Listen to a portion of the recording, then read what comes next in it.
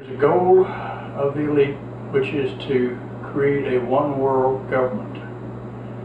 This plot to control the entire world politically and economically was first revealed in my first book titled Who's Who of the Elite, members of the Bilderberg Council on Foreign Relations and Trilateral Commission. As World War II was drawing to a close, a new world organization was conceived, the United Nations. You members of this conference are to be the architects of a better world. John D. Rockefeller Jr.'s early backing of the League of Nations in the 1920s demonstrated the Rockefeller family's commitment to international peaceful cooperation. The Rockefeller family considered offering part of their own estate, Pocantico, and adjoining properties for the headquarters site. No decision had been made when the UN convened in the fall of 1946. The Rockefeller family was more concerned than ever with bringing the UN to New York City. And there was big news in the last days as headlines told another story. The gift of a site by John D. Rockefeller Jr. for a permanent world capital in New York. The Rockefeller gift changed the course of history and brought the United Nations to New York City. It is a gift which gave practical and moral support to the young United Nations, thus enabling it to succeed where the League of Nations had failed. And the Rockefeller family's commitment to the United Nations did not end with this exceptional gift. It continues to the present day, and it is personified by David Rockefeller. Now, the global union is made up essentially of 4 regions. The first region is called the European Union. The second region to be formed under the global union is called the African Union. The African Union, or the AU, and it's made up of one governing body. They have one peacekeeping force, one central bank, one court of justice, and one currency. The third region to be brought under the global union is one that they will later call the American Union.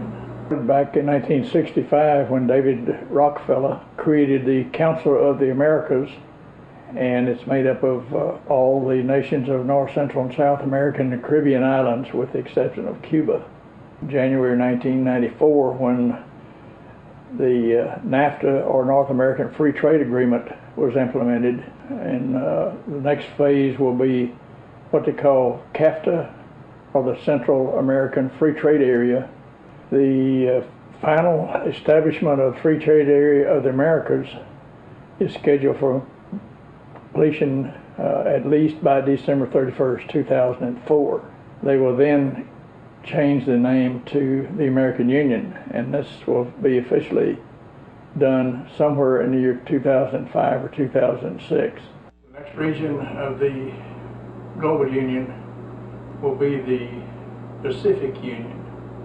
In November 1989, the Asian Pacific Economic Cooperation, or APEC, was founded and made up of all the nations of the Pacific Rim. Since the day he took office, President Clinton has placed job creation and open and fair trade at the very center of our economic strategy. As you all know so well, he fought to ratify NAFTA and to complete the GATT-Uruguay round. He unified the leaders of the Asia-Pacific region to form there a commitment to open trade, and quite recently he and the leaders of the European Union have committed to build a new transatlantic marketplace with more open markets and more job creation. At the Miami summit, coming down to what interests us most, he helped to shape the consensus to negotiate a free trade area of the Americas that will encompass a $12 trillion market of 850 million consumers. His aim is to make this hemisphere an even more dynamic hub of the global economy, to open markets, to create jobs, and to lift living standards throughout this vital region. We remain on track to achieve by 2005 a free trade area of the Americas, which has begun to be called for shorthand purposes an FTAA. We live in a global society. We must understand it. We must comprehend the forces that are affecting it, and we must act forcefully to protect our own interests as well as to promote the continued progress of all the world's peoples. It was pointed out at the conference that growth is most efficiently managed by the private sector, but regulation of the process by national governments and international bodies is also needed, and once again, the United Nations should certainly be among the catalysts and coordinators of this process.